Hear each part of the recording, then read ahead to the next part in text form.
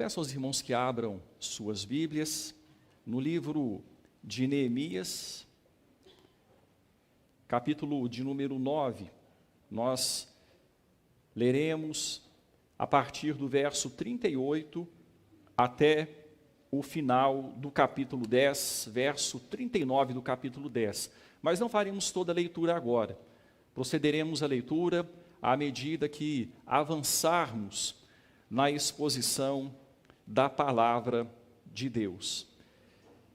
Neemias, capítulo 9, a partir do verso 38, até o capítulo 10, verso 39. A palavra dessa noite tem como tema aliança fiel. Eu creio que assim como eu, você também já experimentou as famosas resoluções de fim de ano. Nesse ano que se inicia, completarei aquele projeto que está pela metade. Desse ano não passa. Nesse ano que se inicia, que está por se iniciar, farei aquela mudança que há tanto tempo preciso fazer em minha vida. E entramos até animados, mas em muitas situações, em muitos casos, essas resoluções não vão muito além de janeiro. E de repente, em fevereiro, a gente continua no mesmo batido, na mesma toada que vínhamos há tanto tempo. E já reconhecemos a derrota e falamos, não, esse ano não deu, mas no ano que vem. Será hoje dia de você fazer alguma resolução, como sinal de verdadeiro arrependimento, de retorno a Deus, mediante ação de sua palavra? Era o ano 444 antes de Cristo, 7º mês do ano. Como já visto, do dia 15 ao dia 21, houve a festa dos tabernáculos. Em cada um desses dias, leitura da palavra de Deus, comunhão com o Senhor, comunhão entre as famílias ali, se lembrando daquilo que Deus havia feito pelo povo, tirando o povo do Egito, levando para a terra de Canaã, e agora, especialmente, tirando da Pérsia e trazendo de volta para esta mesma terra, cumprindo suas promessas. Dos dias 15 ao 21, festa dos tabernáculos. No dia 22, assembleia solene. O dia 23 seria de transição, de retorno aos lares, de modo que no dia 24 a vida voltasse à rotina normal. Só que o povo foi submetido à palavra de Deus. Desde o começo, nós já vimos isso, não vamos voltar em todos os detalhes, mas desde o primeiro dia do mês 7º deste ano, algo externou, algo que Deus estava fazendo no coração deste povo, veio à tona. Este povo chamou Esdras, sacerdote, escriba, para que ele lesse a palavra. E como resultado, a festa dos tabernáculos foi celebrada, e tantas outras coisas estavam acontecendo. O efeito da palavra de Deus, o contato com a palavra de Deus, não deixaria que a vida voltasse à rotina normal. Em poucas palavras, eu queria recapitular aqui o que aconteceu neste dia 24. O povo gastou o dia em jejum, leitura da palavra de Deus e oração, confessando os pecados e adorando a Deus. E como resultado, houve mais manifestação de arrependimento, de quebrantamento. Como visto na semana passada, o texto exposto pelo presbítero William Torres, emoção, razão, vontade e decisão foram envolvidos o ser total daquele povo. Emoção, razão, vontade e decisão, no sentido de mãos agindo, decisões tomadas. E nós chegamos então ao versículo 38. E nesse versículo de número 38, nós temos um resultado prático. Ao fim deste dia memorável, nós lemos assim: por causa de tudo isso, todo esse contexto que rapidamente foi revisto aqui, por causa de tudo isso, estabelecemos o que, irmãos? Aliança fiel. Firme promessa, resolução. Por causa de tudo isso, estabelecemos aliança fiel e o escrevemos. Nós vamos registrar, vamos deixar isso para a posteridade. E de fato ficou registrado, de modo que chega a nós hoje. Estabelecemos aliança fiel e o escrevemos, e selaram-na os nossos príncipes, governo civil, os nossos levitas e os nossos sacerdotes, governo religioso. Por tudo isso, por causa de tudo isso, estabelecemos aliança fiel. Em resposta à ação de Deus por meio de sua palavra. Aliança fiel documentada, aliança fiel selada ou assinada pelos representantes líderes do povo. Nossa missão hoje é refletir e conhecer esta aliança fiel, essa firme promessa, essa resolução, e refletir sobre os temas levantados por ela em relação à nossa própria vida. Então vamos conhecer os termos desta aliança fiel. Primeiramente, os que assinaram a aliança fiel.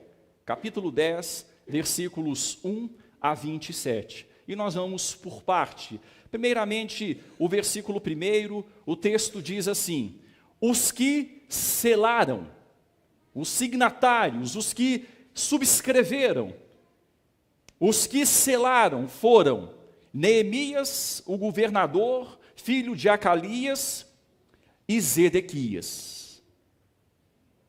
No versículo 1 nós vemos dois homens, representantes do governo civil. O governador e aquele que poderíamos dizer assim, o secretário de Estado, Neemias e Zedequias, autoridades civis, mas homens de Deus, homens comprometidos com a palavra de Deus e com o Deus da palavra. Dos versículos 2 a 8, nós vemos os sacerdotes, Seraías, Azarias, Jeremias, Pazur, Amarias, Malquias, Atus, Sebanias, Maluque, Arim, Meremote, Obadias, Daniel, Gineton, Baruque, Mesulão, Abias, Miamim, Maasias, Bilgai, Semaías. Estes eram os sacerdotes. Versículos 2 a 8. Provavelmente, o nome de Esdras não está aqui, os irmãos perceberam, mas Esdras esteja inserido ou na família de Seraías ou na família de Azarias. Esdras era tanto filho de Seraías e de Azarias, e havia muitos nomes repetidos nessa época, dentre o povo judeu. Se nós observarmos o texto que está em Esdras 7, versículo 1, nós vamos perceber esses ancestrais, que eram antecessores, ou dessa ascendência veio Esdras. Possivelmente, então, ele está mencionado dentro dessas famílias, de uma ou de outra, já que o texto aqui está narrando famílias. Aqui os sacerdotes. E quando nós prosseguimos do versículo 14, do versículo 9, perdão, ao versículo 13, nós vemos os levitas. Versículo 9 ao versículo 13.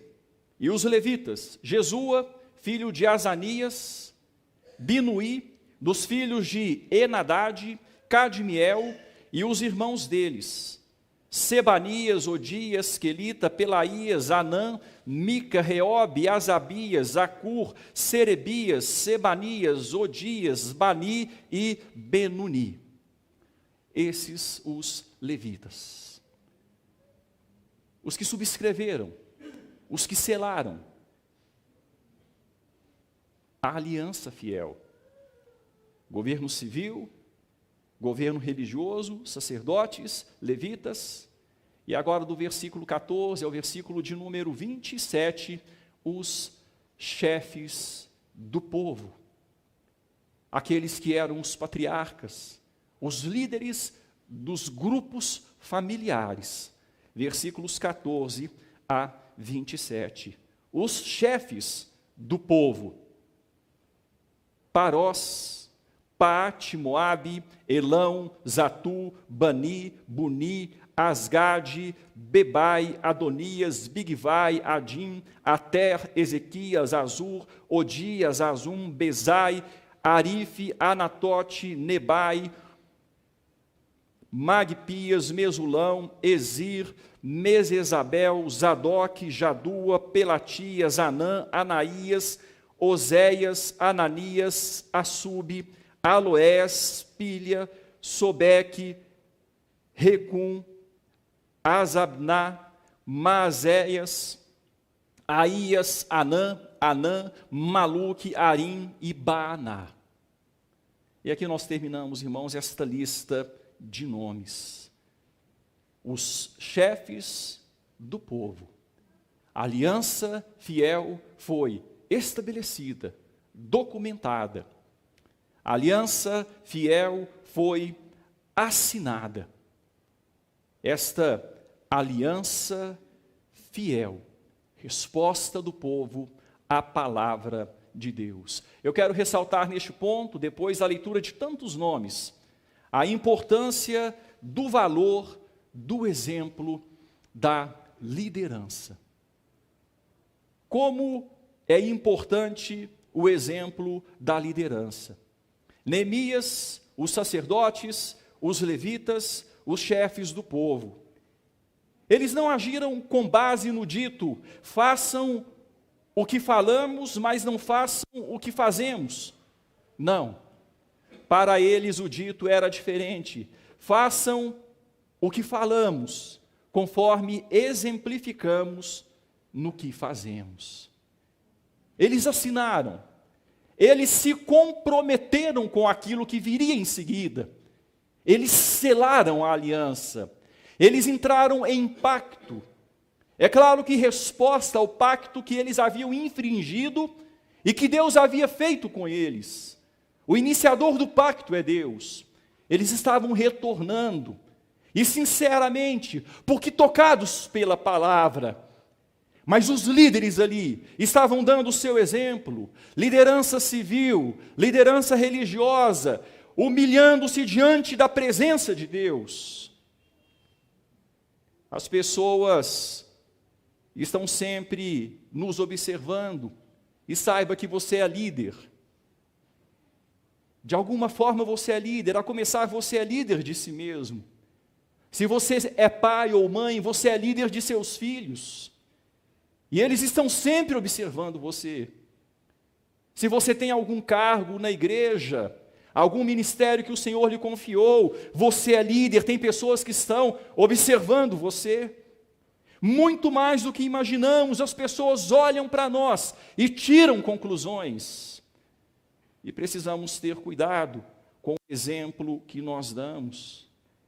Precisamos ter cuidado de modo que o nosso discurso e nossa prática sejam condizentes, andem um do lado do outro. Então aqui nós vimos o início, os que assinaram. Eu quero chegar na segunda e última parte do texto, versículo 28 a 39. Os efeitos do exemplo dos líderes sobre o povo. E aqui nós vamos ver o conteúdo deste pacto, o conteúdo desta aliança fiel, desta firme promessa, desta resolução. Vejam de início os versos 28 e a primeira parte do verso 29. O resto do povo. E quando o texto diz o resto do povo, está mostrando que era todo o povo seguindo a liderança. O resto do povo, os demais, aqueles que estavam ali, que retornaram, em todas essas levas que nós vimos desde o começo do estudo do livro de Esdras, agora chegando ao fim do livro de Neemias, pessoas que deixaram a vida na Pérsia e retornaram, ouvindo o chamado de Deus, crendo no prosseguimento da nação de Israel, de onde viria o Messias. O resto do povo, os sacerdotes, aqueles que não eram sacerdotes líderes, mas os sacerdotes diversos, e um bom número de sacerdotes havia voltado.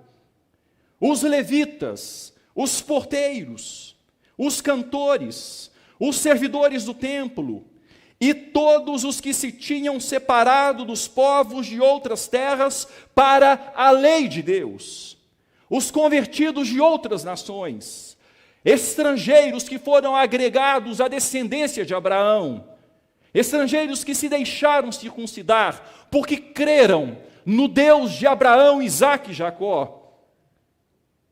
Todos os que se tinham separado dos povos de outras terras para a lei de Deus, suas mulheres, seus filhos e suas filhas, todos os que tinham saber e entendimento, a criança que já entendia.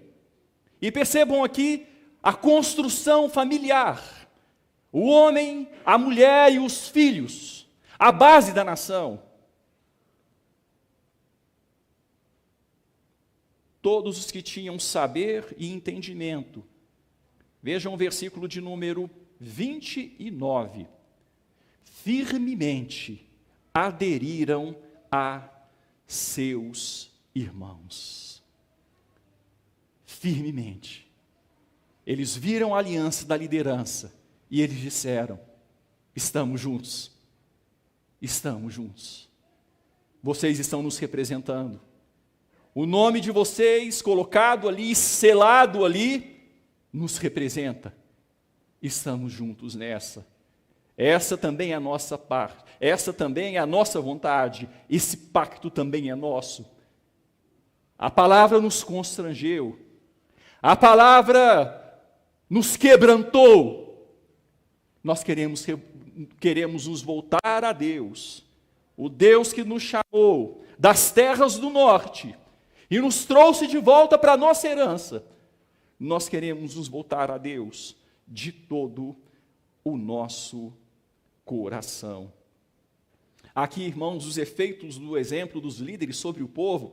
É interessante que nós vemos duas forças muito grandes aqui. É claro que a primeira e maior força é a palavra agindo. E o texto começa desde o primeiro dia do mês 7. A palavra estava agindo de uma forma muito intensa. E aqui então a outra força, a liderança. Existe uma frase que é atribuída a Martinho Lutero, não há certeza, né, se de fato é dele, mas é atribuída a ele. E a frase diz assim: as palavras convencem, o exemplo arrasta. As palavras convencem, o exemplo arrasta. Aqui, é claro, tem todo este contexto da palavra de Deus agindo, mas foi muito importante também o exemplo, foi muito importante também a ação dos líderes. E firmemente, eles aderiram a esse negócio. Firmemente, eles aderiram aos irmãos. Eu quero ressaltar um primeiro compromisso geral que foi assumido. Um primeiro grande compromisso está ainda no versículo de número 29. Firmemente aderiram a seus irmãos. Veja aqui, versículo 29, o texto prossegue dizendo: seus nobres convieram. Então houve uma interação ali. O povo respondeu e os nobres, os líderes, acordaram ou concordaram. Houve uma interação entre povo e liderança. Os seus nobres convieram numa imprecação e num juramento. Vejam aqui, nós estamos nos lembrando dos termos de aliança. Em caso de cumprimento, em caso de infração, imprecação, maldição, nós nos colocamos debaixo de maldição se infringirmos esta aliança. Os líderes disseram isso, e juntos ao povo, construíram isso ali, voltando para a aliança que Deus havia firmado com eles. Seus nobres convieram numa imprecação e num juramento. E eles então seriam, ou estariam debaixo de maldição. Em qual circunstância? Em qual situação? Se eles não cumprissem o que vem então em seguida no versículo 29, de que andariam na lei de Deus, que foi dada por intermédio de Moisés, servo de Deus, de que guardariam e cumpririam todos os mandamentos do Senhor, nosso Deus, e os seus juízos e os seus estatutos. Irmãos, vejam o efeito da palavra. O efeito da palavra não causou estardalhaço, causou mudança de vida. O efeito da palavra fez esse povo se prostrar diante de Deus e dizer: olha, nós entramos em aliança, e nós nos colocamos sujeitos à maldição da aliança, se não fizermos o que se espera de nós. Nós vamos andar na lei de Deus, nós vamos guardar no coração a lei de Deus para não pecar contra Ele, e nós vamos cumprir esta lei do nosso Deus, os seus juízos, os seus estatutos, a forma geral e ampla com a qual eles se manifestaram. Eles guardariam, eles cumpririam, eles andariam em conformidade com a revelação de Deus. Compromissos gerais, compromissos amplos.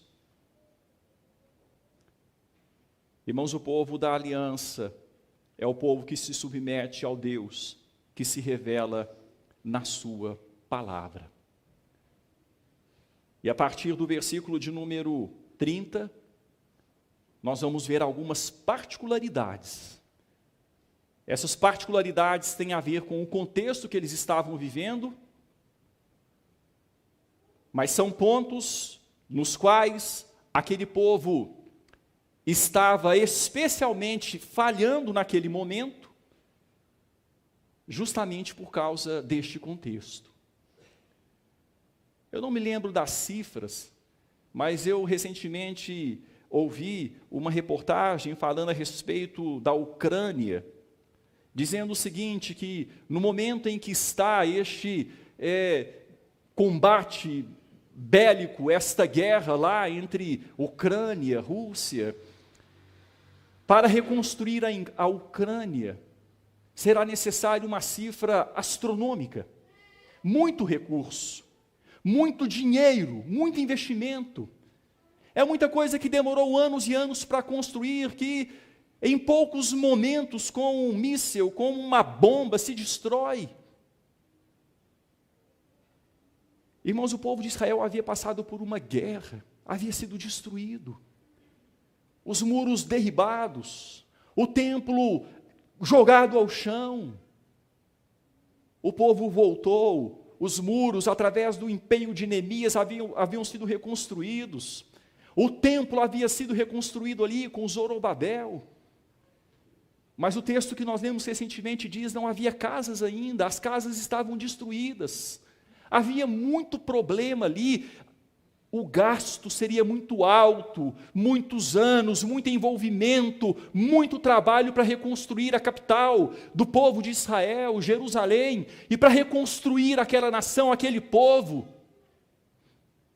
E nós percebemos que, por trás disso tudo, a questão financeira era muito forte, e o povo estava pecando em algumas áreas mais específicas, e a ênfase financeira estava pesando muito ali, e estava influenciando o povo a errar nessas questões também. Não só a ênfase financeira, mas não podemos desconsiderar este contexto. E vamos prosseguir então. Nós vimos os compromissos gerais assumidos. Eu quero ressaltar agora compromissos específicos que foram assumidos. E esses compromissos específicos, eles tinham dois grandes critérios. Falamos do contexto, o que é que estava por trás. Eu quero ressaltar dois critérios agora, que eram como que o invólucro, era como que aquilo que eles queriam ressaltar por trás desses compromissos específicos. O primeiro ponto, Deus como primeiro e grande amor. Eles queriam ressaltar isso nestes termos, nessas cláusulas dessa aliança fiel. Deus como o primeiro e grande amor. Nós queremos demonstrar isso através dessas nossas atitudes, dessas nossas resoluções, dessas nossas firmes promessas, dessa nossa aliança fiel. Deus como nosso primeiro e grande amor. E o segundo ponto que eu destaco, nós queremos ressaltar que o espiritual está acima do material. Deus, primeiro e grande amor. O espiritual acima do material. Então, o que é que eles destacaram de forma específica? Vejamos um primeiro ponto, versículo de número 30. O texto diz, depois de falar do geral, que andariam na lei de Deus, guardariam e cumpririam a lei de Deus, vem pontos específicos, verso 30, de que não dariam suas filhas aos povos da terra, nem tomariam as filhas deles para os seus filhos.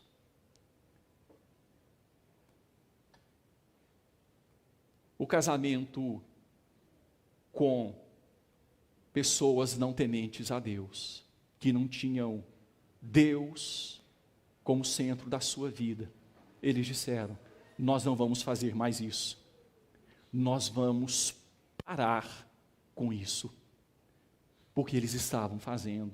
Já vimos isso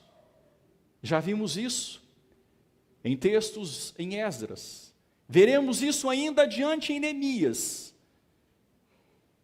mas eles dizem: olha, nós assumimos essa responsabilidade, nós não vamos misturar a linhagem, não vamos dar nossas filhas aos povos da terra, nem vamos tomar as filhas deles para os nossos filhos. Casamento misto. É algo que nós vemos bem enfatizado, bem enfocado nesses livros da restauração. Irmãos, o que estava por trás daquele contexto ali? As famílias voltaram, em grande parte, na sua maioria, estavam pobres. E as pessoas que haviam se estabelecido na terra nesse ínterim, eram pessoas que tinham mais condição. Havia famílias ali de povos que foram enviados pelos persas, o Império Medo-Persa. Havia famílias ali desde o começo, na Babilônia, e depois pelos impérios que sucederam. Famílias que já estavam na região e que tinham certa condição. E casamentos mistos ali serviam como instrumento de elevação social. Se você se casasse com uma família que tinha uma melhor condição, você poderia sair daquela condição de pobreza e ter uma condição mais propícia a uma reconstrução mais rápida. Mas o preço era muito alto. Para isso, a lei de Deus precisaria ser infringida. E o povo disse: olha, nós vamos parar. Nós vamos parar. Nós não vamos mais dar as nossas filhas àqueles que não têm o temor de Deus no coração, àqueles que não têm Deus como centro de sua vida, o Deus da aliança. E nós não vamos mais tomar as filhas dos povos para os nossos filhos. Geralmente, o casamento misto prejudica de forma muito forte a qualidade espiritual de um servo ou de uma serva de Deus. Você que já tem algum tempo de vivência, de experiência no meio cristão, certamente vai se lembrar de situações, se não da sua própria vida. Quando uma sociedade com alguém que não teme a Deus como você teme, contrariando a vontade do próprio Deus, prejudica grandemente a sua caminhada com Deus. E desde o começo, esse ponto é muito forte nas Escrituras. Eu quero que você deixe a Bíblia aberta aí em Neemias, mas que você volte para o livro de Êxodo.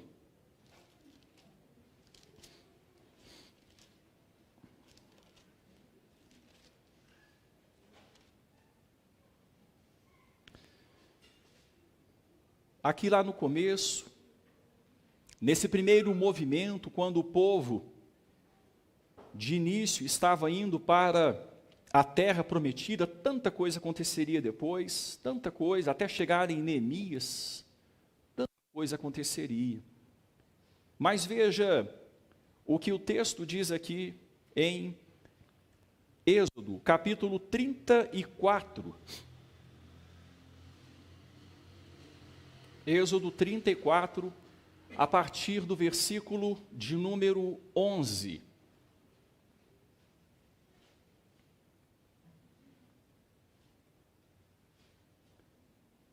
Diz assim o texto das Escrituras: guarda o que eu te ordeno hoje. Eis que lançarei fora da sua presença os amorreus, os cananeus, os heteus, os ferezeus, os heveus e os jebuseus. Abstente de fazer aliança com os moradores da terra para onde vais, para que te não sejam por o quê, irmãos? Cilada. Como assim? Para que te não sejam por cilada. Vamos continuar. Mas derribareis os seus altares, quebrareis as suas colunas e cortareis os seus postes ídolos. Porque não adorarás outro Deus, pois o nome do Senhor é zeloso. Sim, Deus zeloso é Ele. Olha o que está por trás aqui, do que Deus está ensinando. Deus é zeloso, Ele tem ciúmes de nós. Ele não quer rivalidade no nosso amor. Para que não faças aliança com os moradores da terra. Não suceda que em se prostituindo eles com os deuses e lhes sacrificando, alguém te convide e comas dos seus sacrifícios. Veja que o texto está dizendo, olha, gente, é o caminho da influência.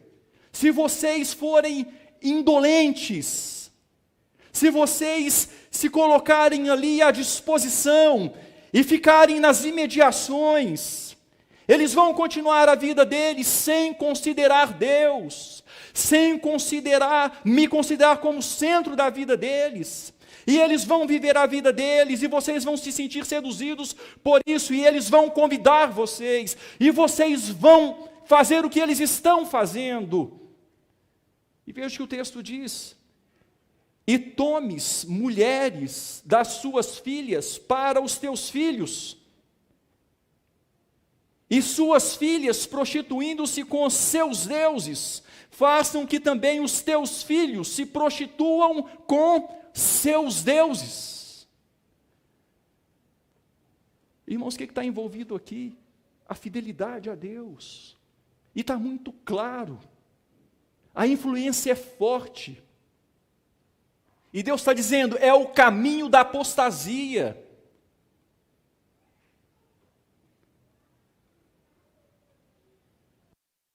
O envolvimento sentimental em matrimônio com pessoas que não fazem parte da aliança e que estão mostrando que Deus não mostra que Deus não é o primeiro e grande amor de alguém.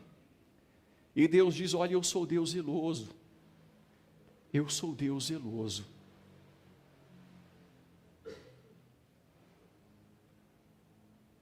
Um instrumento de elevação social, um casamento ali, para que houvesse uma condição de sair da pobreza com mais rapidez, com mais facilidade, e está mostrando que o material estava sobre o espiritual. E o povo então assina ali o pacto, aliança fiel. Não, nós não vamos dar mais as nossas filhas aos filhos deles, e não vamos mais tomar as filhas deles para os nossos filhos. Nós assinamos, nós nos comprometemos.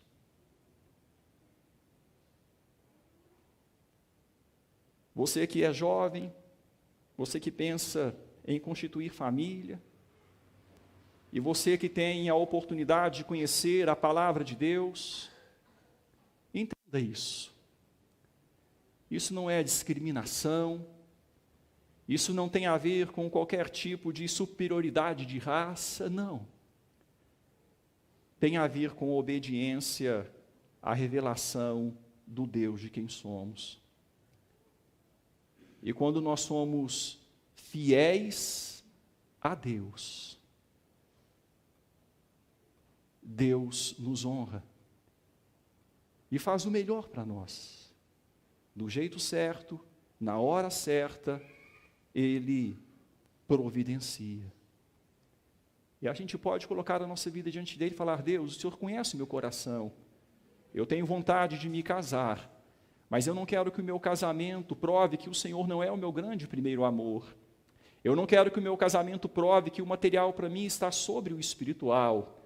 Eu quero que o meu casamento confirme que mais importante do que a minha própria vida e os meus sentimentos é o Senhor. Eu quero que o meu casamento confirme que mais do que uma satisfação sentimental, ou estar do lado de alguém que o meu coração, num primeiro momento, quis, eu quero estar do lado do Senhor. O povo assinou. Esse foi o primeiro ponto. Segundo ponto, do pacto da aliança fiel, está no versículo de número 31.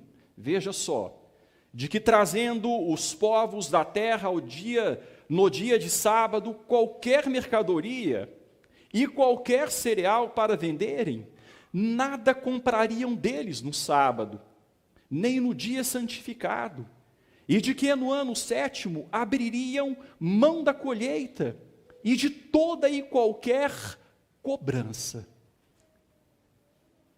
Esse segundo ponto aqui, irmãos, também está dentro do contexto que nós falamos, o contexto que o povo estava passando, e aqui o texto fala do sábado do Senhor, e nós temos visto muito também sobre o sábado nesses livros da restauração,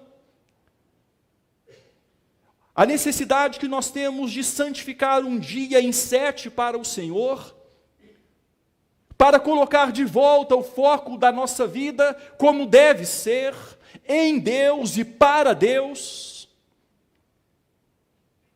E o povo então assina este pacto e diz, olha, nós vamos consagrar sim os sábados. E nós vamos fazer a nossa parte, não vamos permitir que os povos da terra nos desviem deste pacto nosso, dessa nossa aliança com o Senhor. Nós vamos parar tudo no sábado. A situação econômica não está das melhores para nós. Nós estamos com as nossas casas em ruínas, mas não vai ser trabalhando no dia do Senhor, ou fazendo negócio no dia do Senhor, que nós vamos sair disso.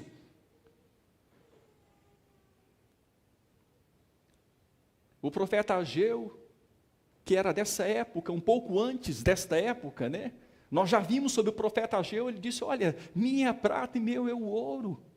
Falando em nome do Senhor, olha, fiquem tranquilos, é eu que vou fazer vocês prosperarem, é eu que vou fazer vocês serem reedificados. Os povos da terra vão ser instrumentos para tentar fazer com que o coração, quem sabe ali, seja inclinado a deixar o dia de sábado, o dia que deveria ser consagrado ao Senhor, e comercializar ali, fazer negócios no dia de sábado. Não, nós não vamos fazer isso. Nós entendemos o valor de tirar um dia para o Senhor, e havia outras circunstâncias naquela época, tendo em vista o povo de Israel, havia o 7º ano, havia o ano do jubileu, que era depois de 7 semanas, de 7 anos, havia toda uma estrutura, mas o povo decidiu, nós vamos santificar o dia do Senhor, e ao fazer isso nós vamos mostrar que Ele é o nosso primeiro e grande amor. Ao fazer isso nós vamos mostrar que o espiritual está sobre o material. Meu irmão, não despreze o dia do Senhor, não fique inventando outras coisas para fazer no dia do Senhor. Entenda que nós temos 6 dias, que devem ser vividos para a glória de Deus também. Sim, mas nós temos 6 dias onde podemos buscar outros objetivos. E Deus diz, olha, eu quero que o 7º dia, e depois da ressurreição de Cristo Jesus, o 1º dia, eu quero que esse dia seja tirado, para que se dedique a mim, e que você pare tudo e entenda de onde você veio, para onde você vai, de onde vem sua força. Administre sua vida, meu irmão, minha irmã, de modo que você esteja bem, para no dia do Senhor poder vir à igreja com força, e cultuá-lo com alegria. Se prepare para o dia do Senhor, valorize a escola dominical, valorize o culto, é mandamento bíblico. E havia então esse ponto, essa cláusula nesta aliança firme, nessa promessa firme, nessa aliança fiel, nessa resolução do povo. E eu quero continuar a partir do versículo de número 32, veja só agora como é que o texto fala. Também sobre nós pusemos preceitos, sobre nós, os líderes e os liderados. Nós, Neemias falando aqui em nome dele, de Zedequias, dos sacerdotes, dos levitas, dos chefes do povo, das famílias e de todo o resto, de todo o povo. Também sobre nós pusemos preceitos, impondo-nos cada ano a 1/3 parte de um ciclo para o serviço na casa de nosso Deus, e para os pães da proposição, e para a contínua oferta de manjares, e para o contínuo holocausto dos sábados, e das festas da lua nova, e para as festas fixas, e para as coisas sagradas, e para as ofertas pelo pecado, e para fazer expiação por Israel, e para toda a obra da casa do nosso Deus. Nós, os sacerdotes, os levitas e o povo, deitamos sortes acerca da oferta da lenha que se havia de trazer à casa do nosso Deus, segundo as nossas famílias, a tempos determinados, de ano em ano, para se queimar sobre o altar do Senhor nosso Deus, como está escrito na lei. Aqui nos versos 32 a 34, nós lemos acerca do compromisso do povo de manter o serviço da casa de Deus em funcionamento por meio de suas contribuições. A oferta aqui da terça parte de um ciclo per capita para serviço da casa do nosso Deus. O povo disse, olha, tem essas festas, e foram citadas aqui à medida que nós lemos, os irmãos perceberam. Tem essas festas aqui, os pães que devem estar na presença de Deus todos os dias, o fogo que deve queimar no altar todos os dias, as ofertas que devem ser apresentadas todos os dias, oferta contínua de manjares, os holocaustos dos sábados, a lua nova, enfim, aquilo que está aqui nessas festas todas, nós vamos nos comprometer com o imposto que foi estabelecido por Moisés lá no passado, para que isso seja estabelecido aqui no nosso meio, e nós vamos manter o serviço da casa do nosso Deus funcionando. Eles estabeleceram que fariam isso. Eu quero continuar, nós vamos chegar ao final do texto. A partir do versículo de número 35, a partir do verso 35 até o verso 39. Vamos ler, preste atenção na leitura. E o texto diz assim: e que também traríamos as primícias da nossa terra, e de todas as primícias, de todas as árvores frutíferas, de ano em ano, à casa do Senhor, a colheita anual. Os primogênitos de nossos filhos e do nosso gado, como está escrito na lei, e que os primogênitos das nossas manadas e das nossas ovelhas traríamos à casa do nosso Deus, aos sacerdotes que ministram nela, as primícias da nossa massa, as nossas ofertas, o fruto de toda árvore, o vinho e o azeite, traríamos aos sacerdotes, às câmaras da casa do nosso Deus. Irmãos, percebam que agora o texto começa a falar das primícias. Era a primeira parte. Os primeiros molhos, as primeiras colheitas. Não era a parte final, se caso sobrasse. Era a primeira parte. Como que retido na fonte. A primeira parte, isso aqui já está comprometido. Isso aqui é para Deus. Não é se sobrar, é a primícia. É a primeira parte.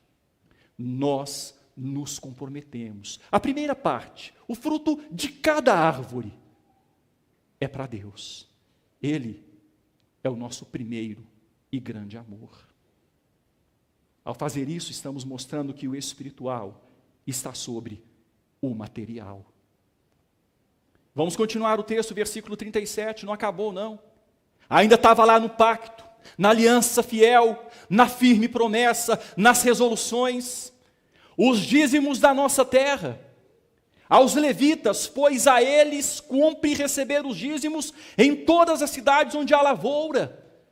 Ora, para que os levitas pudessem se consagrar ao serviço de Deus, para que houvesse o culto ali constante, como estabelecido por Deus, havia necessidade de sustentar os levitas.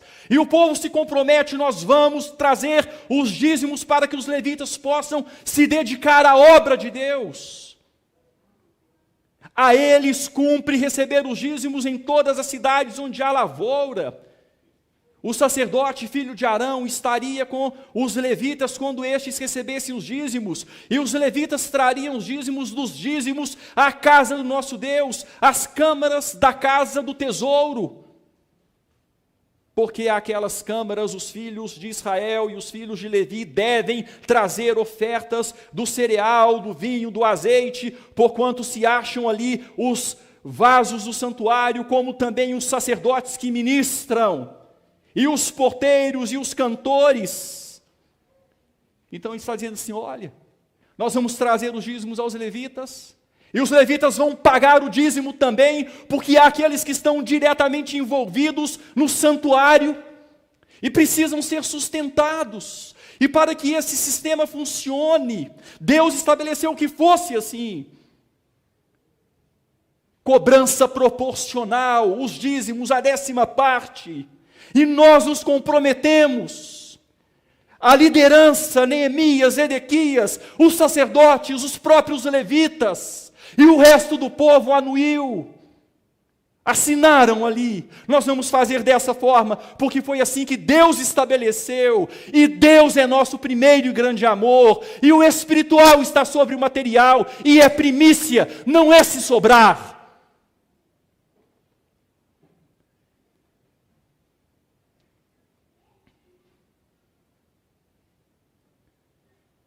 Irmãos, nós precisamos parar para refletir o que é que move o nosso coração.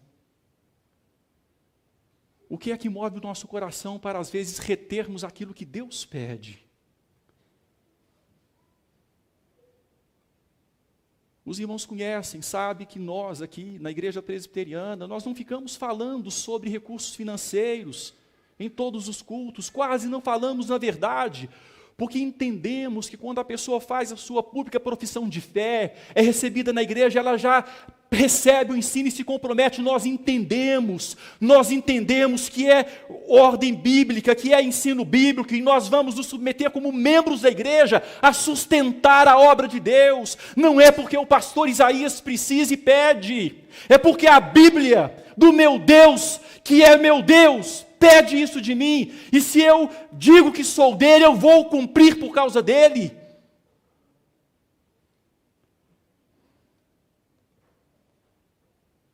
Deus é o primeiro e grande amor, que está sobre os outros amores na nossa vida. O espiritual está sobre o material. Aquele povo parou, era hora de restauração, era hora de reconstrução. Não adianta reconstruir se não voltarmos aos pilares, se não voltarmos às bases. Eles leram a palavra de Deus ali, desde o primeiro dia do mês 7, e a obra de Deus foi sendo feita no coração deles, a palavra foi falando, eles leram as Escrituras, e eles disseram: olha, nós precisamos mudar. Nós vamos parar de dar as nossas filhas aos filhos dos povos que não têm compromisso com Deus. Vamos parar de pegar as filhas deles para os nossos filhos. Vamos parar de profanar o sábado. E vamos parar de reter o que é de Deus para o sustento da obra de Deus. E o final do texto diz assim, vejam só o final do versículo 39. E assim, e dessa forma, e desse modo, não desampararíamos o quê, irmãos? A casa do nosso Deus. Não a casa pela casa, não religião pela religião, mas a casa de Deus como símbolo de compromisso com um Deus cujo nome era invocado naquela casa. Nós não vamos desamparar a casa de Deus. E eles assinaram. Todo o povo assinou. Percebam, os irmãos, eu friso isso mais uma vez, estamos finalizando, que todos esses compromissos específicos, de alguma forma, estavam ligados a questões financeiras, naquele contexto. Casamento, como forma de elevação social, naquele contexto específico lá. Mas como nós vemos em Êxodo, havia um contexto maior, o contexto de nós não deixarmos o nosso coração ter rivais. Deus é Deus zeloso, e Ele quer que na obediência a Ele, a não fazermos sociedade com pessoas que não têm Jesus como Salvador, nós estejamos mostrando que acima dos nossos sentimentos, Ele é valioso para nós, Ele é primeiro lugar na nossa vida. Mas aqui nesse contexto, a ideia do casamento tem a ver com finanças. A ideia do sábado tem a ver com finanças. A ideia da contribuição aqui é, na sua própria essência, finanças. O pastor Hernandes Dias Lopes, citando Paul Freston, um comentarista bíblico, diz o seguinte sobre esse texto: o arrependimento, com muito mais frequência do que geralmente pensamos, é econômico. O arrependimento, com muito mais frequência do que geralmente pensamos, é econômico, pois o econômico expressa concretamente os valores da vida. O arrependimento, com muito mais frequência do que pensamos, é econômico, pois o econômico expressa concretamente os valores da vida. Aliança fiel. Por causa de tudo isso, estabelecemos aliança fiel e o escrevemos. E selaram-na os nossos príncipes, os nossos levitas e os nossos sacerdotes. E todo o povo firmemente aderiu, porque a palavra de Deus estava agindo. E o povo quis mostrar neste momento que Deus era o primeiro e grande amor deles, e que o espiritual estava acima do material. Resolução. Hoje é dia de resolução para você, meu irmão, minha irmã, ouvinte da palavra de Deus. Seja sincero, consulte o seu coração. Hoje é dia de resolução, de aliança fiel, de firme promessa. Você pode dizer com toda certeza, plena, absoluta certeza, que Deus é o seu primeiro e grande amor, e que o espiritual está acima do material. Você pode dizer com toda certeza? Suas ações práticas confirmam isso?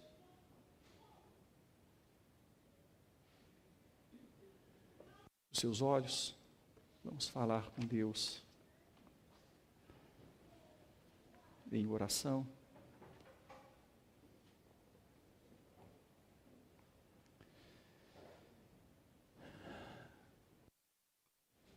Aproveite esse tempo, meu irmão, reflita sobre sua vida.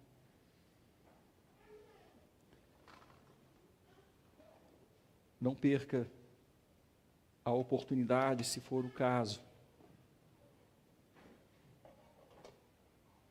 de aproveitar que hoje seja um dia de resolução em sua vida.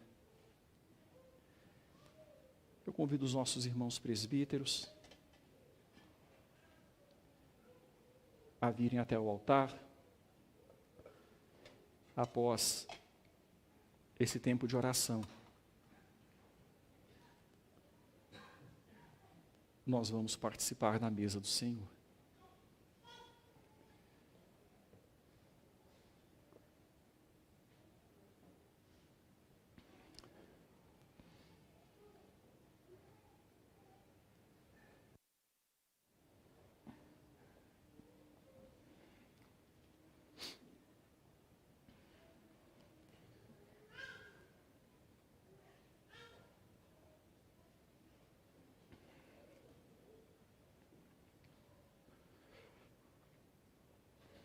Senhor, obrigado pela palavra do Senhor que foi lida, Pai. Obrigado porque, dia após dia, o Senhor nos dá este privilégio, esta oportunidade de entender aquilo que o Senhor requer de nós por meio da sua palavra. É claro, ó Deus, que nenhuma ação nossa deve ser estanque, ó Deus, deve ser separada daquilo que primeiramente deve acontecer dentro de nós. O agir das nossas mãos deve seguir uma razão renovada, uma transformação pela renovação da mente. Deve seguir, ó Deus, um coração quebrantado, que foi tocado pela sua palavra. Obrigado, Deus, porque isso tudo só pode acontecer porque Jesus Cristo veio ao mundo para salvar e buscar o que se perdeu. Entre os perdidos estávamos nós. Todos nós andávamos desgarrados como ovelha. Mas o Senhor fez cair sobre o Senhor Jesus a iniquidade de nós todos. E com esses elementos que aqui diante de nós estão, ó Pai, o pão e o cálice, nós nos recordamos do sacrifício que foi feito pelo Senhor Jesus Cristo, que abriu um novo e vivo caminho para que pudéssemos ter relacionamento com o Senhor.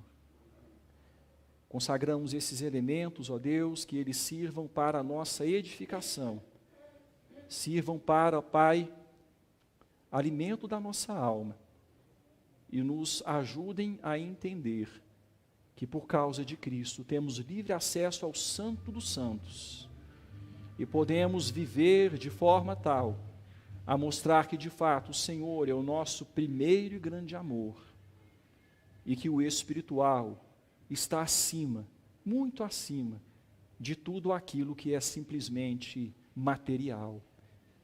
O material nos serve dentro daquilo que contribui para o nosso crescimento espiritual. Obrigado, Pai, por sua palavra. Nos ajude a andar nos teus caminhos e a sermos pessoas de firme aliança, aliança fiel, firme promessa de resoluções, não na força da carne, mas na ação do seu Espírito, ó Deus, e naquilo que o Senhor espera de nós, ao responder à sua palavra. Em nome de Jesus.